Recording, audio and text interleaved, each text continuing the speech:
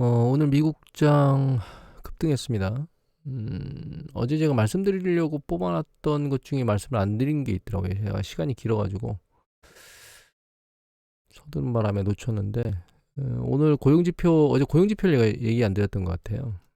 어제 고용지표 요번 주에 나온 거 쭉 보면, 이게 그 신규 일자리 숫자인데, 이제 최근 보면 신규 일자리 숫자가 급속히 줄어들던 강도는 멈췄어요. 일단 이제 추세적으로 놓고 보면 줄어드는 건 맞는데, 패턴으로 놓고 보면 약간 줄어든 강도는 살짝 누그러진 상황이긴 하거든요. 그리고 이게 잡것이 그 대량 해고입니다. 일정 규모 이상의 해고, 그런 경우에 이제 나오는 데이터인데, 이거는 퍼센테이지고요. 잘 보시면 이게 이제 코로나 팬데믹 때인데 늘어나죠.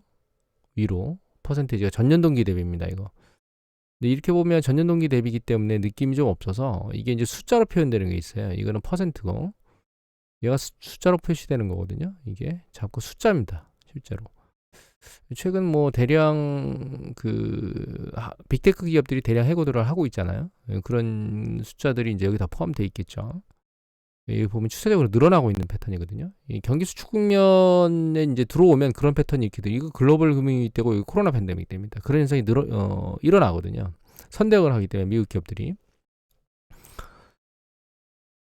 그리고 요 부분 이외에 보면 요거는 이제 비농업 부분 고용, 미국 그 전체 고용인데, 보시면 늘어나기는 하긴 했지만, 요 ADP라고 하는 거는 요게 그 급여 명세서를 처리하는 회사일 겁니다. 아마 거기에 나오는 그 급여 명세서 처리 숫자가 있겠죠. 그걸 가지고 판단하는 건데, 요거는 보시면 전월보다 올라간 것처럼 나오지만, 요번에 나온, 이제 오늘 나온, 이건 어제 나왔고요. 오늘 나온 그 비농업 부분 고용 변화, 요거를 보면 추세적으로 이게 아랫방향으로 조금씩 좀 내려가고 있어요. 기대치보다 높게 나오긴 했지만 전월보다는 낮게 나왔습니다. 이게 훨씬 더 중요한 데이터거든요. 이 앞에 보셨던 것보다는 이거는 이제 참고 데이터로 생각하시면 되고, 이게 훨씬 더 중요하게 생각합니다. 정부에서 발표하는 거기 때문에. 그리고 이제 밑에 보면 실업률은 3.7까지 올랐다가 3.5로 다시 내려갔습니다. 이게 그 내 추세적으로 실업률이 지금 바닥에서 기고 있어요. 그러니까 바닥에서 이제 더 이상 내려가지도 올라가지도 않는 상황을 보이고 있는데, 추세적으로 놓고 보면 이제 올라갈 수밖에 없는 거죠. 방향성으로 놓고 보면. 그래서 고용 지표는 약간 혼재되어 있는 상황입니다. 완전히 좋다라고 한쪽 방향으로 볼 수도 없고, 완전히 나쁘다고 한쪽 방향으로 볼 수 없는 그런 혼재된 상황을 이어가고 있어요. 그리고 이제 신규 실업수당 청구 건수 같은 경우는 보시면 이제 20만 건에서 왔다 갔다 하고 있는데, 추세적으로 윗방향으로 올라가는 것도 아니고 아랫방향으로 내려가는 것도 아니에요. 그래서 고용지표는 아직까지는 악화 궤도로 가고 있다라고 일방적으로 볼 수는 없는데, 일단 여기 보시면 잡고 대량 해고가 늘어나고 있다는 점이나, 그 다음에 여기 비농업 부분 전체 고용 변화가 약간 둔화된다는 점에서 놓고 보면 조금 안 좋아지는 방향 쪽으로 무게감이 조금씩은 실리고 있다, 이렇게 생각을 하는 게 맞지 않을까, 이런 생각을 하게 됩니다. 그리고 ISM 제조업 지수가 드디어 경기 수축 국면으로 빠졌는데, 어제 그 블랙 프라이데이하고 그 크리스마스 이런 것, 그리고 최근에 사실 이게 ISM 제조업 지수가 최근치잖아요. 미국이 그 계절 겨울 강력한 눈폭풍이나 이런 것들 때문에 사망자도 늘어나고 있고 활동인구가 막 줄었죠. 크리스마스 때 이동도 못하고 그런 것들 때문에 이제 급락할 것 같은 생각을 하고 있었는데, 역시나 그렇게 나왔습니다. 지표가 이렇게 나오니까 연준이 기준금리 인상하는 것이나 이런 것들이 녹록하진 않을 거야, 그런 생각으로 주시장이 큰 폭으로 튀었다고 이제 미국 기자들이 그렇게 현재 분석하고 있습니다. 증시를. 이 상황이 추세적인 건 아니고요. 이 급등도 일시적일 거라고 봐야 된다고 생각합니다. 개인적으로. 결과적으로는 눈치 보기로 왔다 갔다 하는 횡보장 정도로 움직이고, 이 보시면 이게 장기 패턴을 최근 한 달 패턴을 보면 이렇게 움직이고 있잖아요. 그러니까 지금 방향성이 없는 상황입니다, 사실. 중국 코로나 이런 것들로 지금 막 그 우리나라 국내 같은 경우는 도배질을 하고 있는데 그 도배질들이 끝나고 무엇인가 안정화되는 국면이나 이런 게 돼야만 밑방향으로 머리를 들 수 있는 상황이 보이지 않을까 이런 생각을 하게 됩니다. 저는 1월 달은 그렇게 주식시장이 일단 1월 초반부까지는 한동안 아니 중반까지는 뭐 크게 어떤 것들을 판단하기는 어려울 것 같고요. 실제로 얘가 윗방향으로 머리를 들고 올라갈 수 있다라고 생각하는 거는 1월 중반 넘어서 하반기나 2월 달 넘어서나 되지 않을까 이렇게 생각을 하고 있고, 그 중간에 제가 이제 계속 말씀드렸는데 실적 발표가 발표되는 시즌에서 어닝 쇼크 때문에 세차게 주식시장이 두들겨 맞을 수도 있다는 얘기를 드렸잖아요. 어제 장 끝나고 발표한 것 같은데 삼성전자와 LG전자 어닝 쇼크 얘기가 나왔는데 월요일날 주시장이 어떻게 돼야 될지는 봐야 되겠지만 일단 금요일날 미국장이 이렇게 세게 끝나서 그나마 월요일장에 상대적으로 힘을 보태주지 않을까라는 기대감을 갖게는 만들고 있습니다. 삼성전자와 LG전자의 어닝 쇼크 얘기가 나오긴 했는데 특히 삼성전자 같은 경우에 외국인들 매수세가 최근에 세졌거든요. 이 삼성전자 보면 이 최근에 매수세가 엄청나게 세죠. 이 보면 기관들이 계속 매도를 치고 있었는데 삼성전자가 올해 들어서 매수가 엄청 셉니다. 외국인들이. 이 부분을 일정 부분 유지해 가는지가 지수하고는 또 상황이 좀 일정 부분 있을 것 같아요.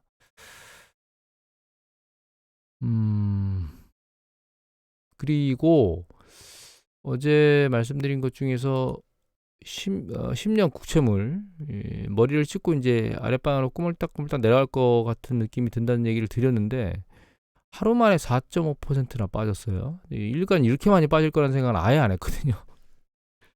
어제 제가 늦잠을 자는 바람에 추가 매수를 놓쳤는데 그래서 오늘 새벽에 일어나면 사야 되겠다고 생각하고 있었는데 아래로 내리꽂았어요. 3.5. 이게 너무 많이 빠졌거든요.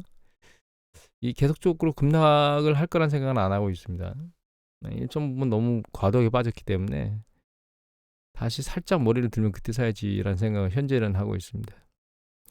근데 추세적으로는 이제 이미 말씀드렸던 것처럼 연준이 기준금리 인상이나 이런 속도가 둔화되는 것들이 이제 눈으로 그러니까 지표나 어떤 경제 지표나 이런 것들이 좀 안 좋아지는 걸로 나올 거기 때문에 인플레이션 압력, 특히 고용 지표 인플레이션 압력이 계속 이루어지겠느냐, 그러니까 임금 압력이죠.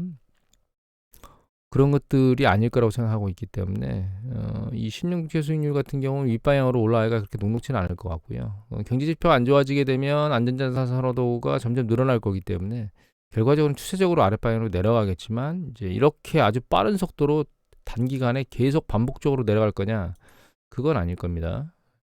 횡보하다 또 다시 밀려 내려가고 이런 형태로 점진적으로 조금씩 내려갈 거라고 생각하고 있고, 한번 더 말씀드리면 이게 급락해서 계속 내려갈 거를 기대하려면 연준에서 기준금리를 인하할 그런 요인, 빠르게 인하할 요인이 눈에 보여야 되기 때문에 경제지표가 급락하는 현상 혹은 금융시장을 세차게 요동시키는 그런 어떤 이슈가 발생하지 않는 이상에는 일정 부분의 흐름만 보일 거예요. 아랫방향으로 힘을 잃고 조금씩 흘러내려가는.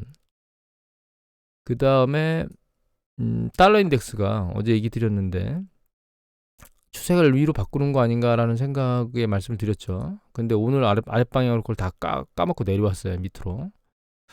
일단은 단기적으로는 위로 치고 올라가는 가능성은 완전히 접어려라 이렇게 얘기가 나오고 있고, 그 다음에 이제 금값이 치켜 올라가고 있습니다. 장기적으로 보면 금값이 제가 지난번에 1900달러 정도까지도 올라갈 수 있겠다는 말씀을 드린 적이 있죠. 제 생각에는 만약에 금을 보유하고 있다면 1900달러 올라가게 되면 그때부터는 포지션을 줄여야 되는 액션으로 1900달러가 정점을 찍을 수 있는 이 연절이거든요. 요연지 1900달러 초반이거든요. 여기가. 이 연절에 가면 1차적으로 그 지지 요인으로 작동하게 될 거예요. 2000달러 타겟을 보는 건 너무 높게 본다고 생각을 하고 있습니다. 근데 국내 쪽에 있는 금을 들고 계신 분은 사실 외국하고 금 가격이 다르게 움직입니다. 우리 같은 경우에는. 참고로 한번 볼까요?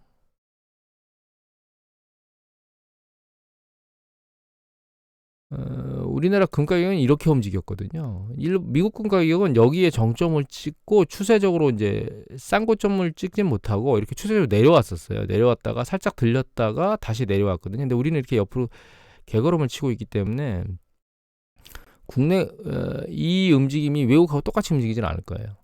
그래서 국내 금을 가지고 계신 분들은 여기서 조금 더 튀어 올라가서 여기 금 시세가 한 7만 7천대 정도 육박하면 여기서 그러니까 한 번 더 튀면 금을 파는 게 현명한 방법이다 이렇게 생각을 합니다. 여기서 한 번 더 튀면 7만 7천, 6천 뭐 이때로 올라갈 것 같거든요.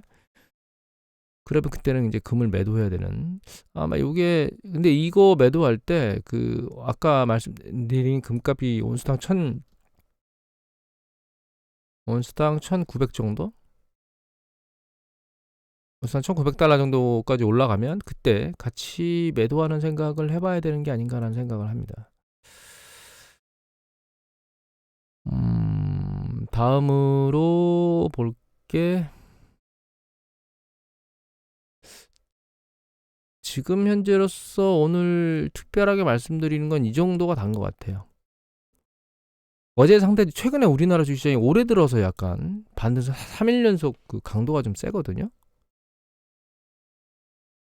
이거 보시면 1월 4일, 1월 3일까지는 아래쪽 방향 힘을 잃는 것 같다. 그리고 그런데 1월 3일도 보시면 장중 일봉이 바닥까지 찢었다가 쭉 밀고 올라왔잖아요. 그리고 이제 그 다음날 4일날 5일날 한숨씩 한번 쉬고 그다음에 이제 6일날 쭉 어제 밀고 올라왔습니다. 추세적으로 그렇게 나쁘지는 않은데 상황 봐야 될 것 같고 이게 이제 중국도 같은 패턴 형태로 움직이면 좋긴 한데 중국은 그렇지는 않아요. 이제 우리나라만큼 세지는 않습니다. 중국은. 이 코로나와 관련돼서 현재 난리를 치고 있기 때문에 그게 정점이나 피크를 치고 나면 그때 이제 중국이 일정 부분 머리를 들 수 있는 가능성이 있겠다는 생각을 하고 있고 그리고 그 시기에 사실 인민은행이나 이런 쪽에서 대규모 양적 완화 기준금리 인하라든가 일정 부분의 큰 폭의 그런 부분들이 따라오고 정책적인 어떤 그런 부분들이 좀 따라와 줘야 되지 않는가. 그리고 소비혈력 쪽에서 수출 쪽이나 이런 무역 쪽은 지금 현재 깨져 있는 상황이기 때문에 국내 활동성이 높아지는 그런 어떤 뉴스 보도들이나 이런 것들 사실은 지금 이미 또 그런 것들이 몇몇 보도가 나오죠.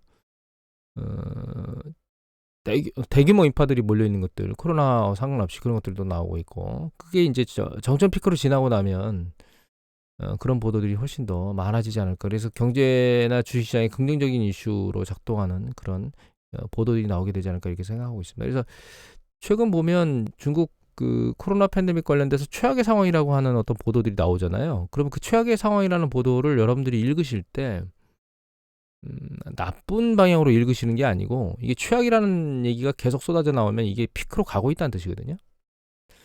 단지 조심해야 될 건 그런 중국의 상황이 다른 영역으로 전파되고 있느냐라고 하는 부분만 조심해서 보시면 됩니다. 이게 전파되면 또 일정 부분 그 코로나 관련된 부분의 이슈가 시장의 부정적인 이슈로 작동할 수 있기 때문에 추세적인 건 아니고요. 일정 기간 좀 늘어나겠죠. 그렇기 때문에 이제 중국 그 다른 지역에서 방어하는 정도 뉴스 보도만 잘 열심히 보시면 될 것 같고 중국이 최악이라고 나오는 것들은 점점 주식시장의 긍정적인 시그널 쪽으로 가고 있다 이렇게 이해를 하시면 될 것 같아요. 마지막으로 단신들 몇 가지만 보겠습니다.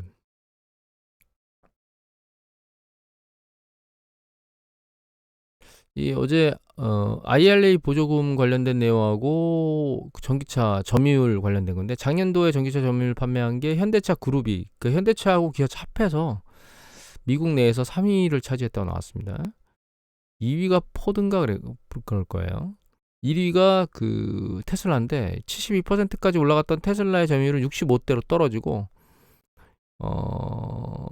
그 포드하고 여기 있네요. 포드하고 그 다음에 그 현대차 그룹 이익이 7%대 초중반 이렇게 합하면서 3위. 이게 그 2, 3위 차지했다고 얘기를 하고 있습니다. 포드는 점점 점유율이 떨어지고 있어요. 그리고 한 가지 더 중요한 거는 이 테슬라가 전기차 가격 계속 내리고 있습니다. 한중일에서 계속 내린다는 얘기는 결과적으로는 테슬라도 재고 부분에 휘말려 있다는 얘기 아닐까요? 재고가 쌓이고 있고 그걸 해결하기 위해서 가격을 내서 물량을 털고 있다 이렇게 이해를 하면 되겠죠. 가격을 안 내리고 머리를 꼿꼿이 세우고 액션을 취하던 그런 테슬라의 독보적인 존재는 이미 사라졌다는 뜻이죠. 즉 이 얘기는 다시 말씀드리면 계속 말씀드리지만 테슬라한테 부여됐던 성장주의 모멘텀은 다 사라졌다는 뜻입니다. 이제 점점점 가치주 쪽으로 패턴이 평가 패턴이 주식 평가 패턴이 바뀌어야 되는 그런 형태의 흐름으로 흘러가고 있다는 뜻이죠. 그리고 우크라이나에는 계속 추가 지원 얘기, 장갑차 얘기, 뭐 독일, 뭐 미국, 여기 폴란드 얘기가 있는데 폴란드가 한미에서 뭐 장갑차라 이런 것들 받으면 구형은 다 우크라이나로 넘기겠다 뭐 이런 보도들도 나왔거든요. 그래서 계속 넘기고 있고 러시아 입장에서 놓고 보면 정말 우크라이나처럼 전면전 형태로 가지 않으면 도저히 이 판세를 뒤집을 수 없는 이런 형태의 상황으로 흘러가고 있는 것 같습니다. 그리고 푸틴을 요번 그 전쟁에 실패자 뭐 이런 형태로 처벌해야 된다라고 하는 얘기들도 러시아 내에서 나오고 있는 것 같아요. 점점 그 입지가 안 좋아지고 있는 것 같습니다. 지금 현재. 그리고 또 한 가지 웃긴 얘기는 이건데 하원 의장 발표 아직 그 미 하원 의장이 안 뽑혔습니다. 지금 공화당이 아주 죽상입니다. 우리 전 세계적으로 보면 우리도 이제 좌우가 막 찢어지고 붙고 이걸 난리를 치고 있잖아요. 미국 같은 경우는 대정당 두 개가 강력하게 잘 정치적 흐름을 끌고 가던 그런 시대가 이제 공화당 쪽에서 깨지고 있습니다. 지금 이 혼란의 시대로 점점 가고 있는 것 같아요. 이게 되돌릴 수 없는 큰 흐름인 것 같습니다. 그리고 이거 이외에 이제 이미 어제도 말씀드렸지만 글로벌에서 미국 중심의 움직임의 흐름에서 반기를 드는 국가들이 생기고 있잖아요. 뭐 인도라든가 하물며 작은 필리핀? 태국인가? 필리핀인가? 예. 미중 간 줄타기를 하고 있는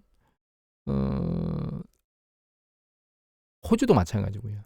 그러니까 이제 글로벌이 절대적 우위에 있던 미국이라고 하는 그런 인식들을 안 가지고 있고 그렇게 지지하지도 않고 있고 외교도 그런 형태로 흘러가고 있고 이런 형태라는 걸 우리가 좀 잘 기억을 해야 될 것 같아요.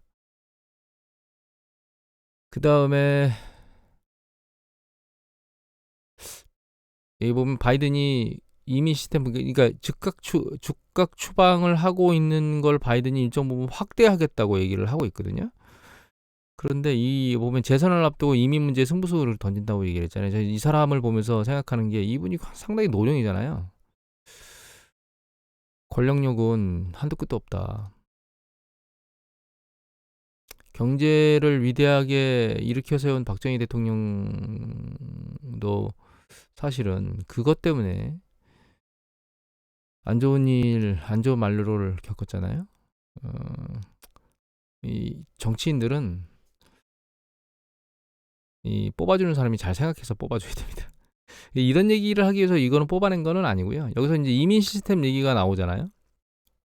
그런데 이게 상당히 중요합니다. 왜 중요하냐면 미국을 이끌어가는 축 중에 하나예요. 여기 보시면 이게 미국의 피라미드거든요. 인구 피라미드. 이게 중국입니다. 이게 우리나라고 이게 일본이에요. 근데 미국 같은 경우 보시면 여기 10대에 있는 게 400만이잖아요. 그런데 여기 보시면 30대도 400만 원짜리가 있습니다. 40, 50, 여기 다 400만이잖아요. 그러니까 10대 인구 숫자나 이 위에 있는 그 경제활동 인구, 그 다음에 그 밑에 있는 노령화 인구 다 똑같아요. 그러니까 여기는 연금이라고 하는 게 잘 작동할 수 있다라고 느낄 수밖에 없습니다. 사실은 경제활동 인구가 계속 이렇게 돌아가니까. 중국이 굉장히 심각한 것처럼 보이지만 이거는 이게 크게 나타나서 그런 거고요. 사실은 여기 잘 보시면 여기 10대 인구가 1800만이잖아요. 그런데 여기 보시면 30대 중반이 2500만, 여기 보시면 여기가 2500만. 그러니까 크게 차이가 안 납니다. 지금 10대 인구하고. 근데 우리나라는 여기 10대 인구가 43만 8천이죠. 그런데 여기 보시면 50대 인구가 86만이에요. 두 배죠. 60대 이렇게. 여기 보면 80만이 넘잖아요. 그죠? 언제부터 넘느냐? 40대 초반부터 80만이 넘어요. 그런데 10대 인구는 40만밖에 안 돼요. 두 배죠.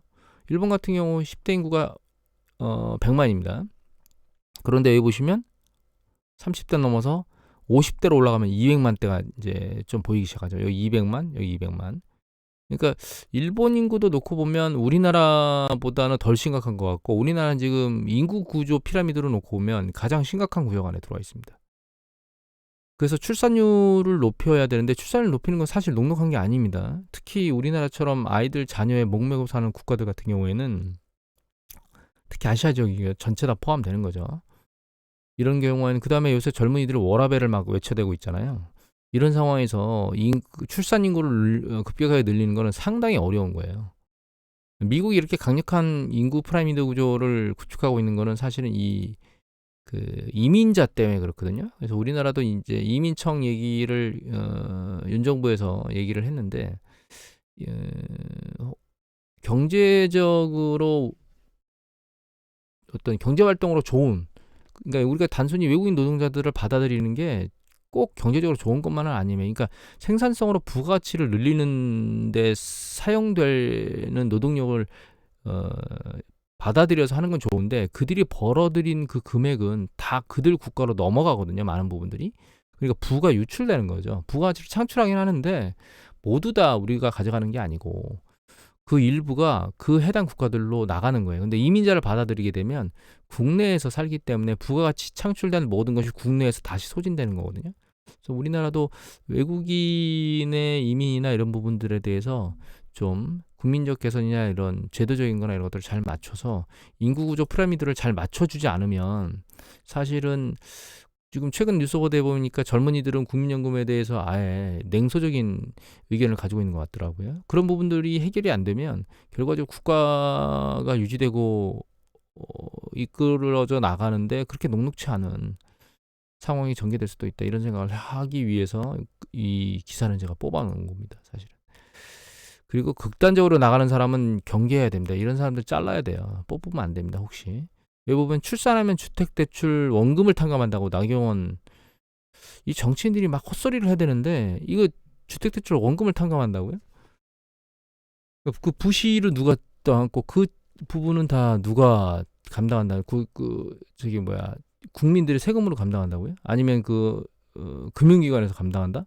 이 말도 안 되는 소리를 하고 있거든요. 그러니까 지원금을 주는 거 정도는 이해를 하지만 대출을 탕감해주겠다, 이거 말도 안 되는 얘기들을 하고 있는데, 이게 전형적인 포퓰리즘의 정책이죠. 이게 우파인 이 국민의힘 쪽에서 이런 얘기가 나왔다는 것 자체가 우스운 얘기입니다. 여하튼 여러분들 그 국회의원 보면 가끔 그 뉴스 보도에 나오는 거, 그다음에 그들이 했던 뭐 단신들 이런 것들을 가지고 국회의원들을 뽑으시면 안 되고, 그분들이 어떤 생각을 가지고 있는지 잘 생각하고 뽑아야 됩니다. 여하튼 오늘은 이 정도로 마치도록 하겠습니다.